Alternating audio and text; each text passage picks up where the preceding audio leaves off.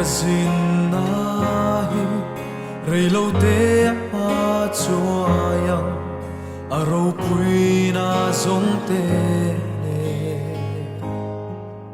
nakina van ina kan le tol ve anga lim to hlau lo vin kan lenga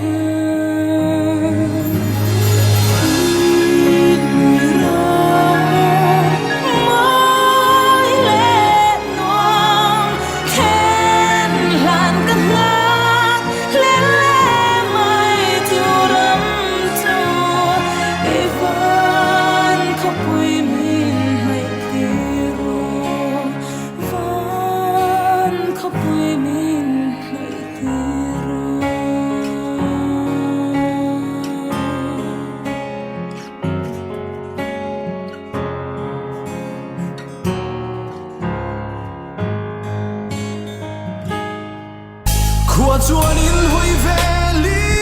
la thì mi na fel kan chuan ta tai ni a hel liam tran ta nakina thi na in ro la re nge do kong dik so la i lai ma hian thi lui ra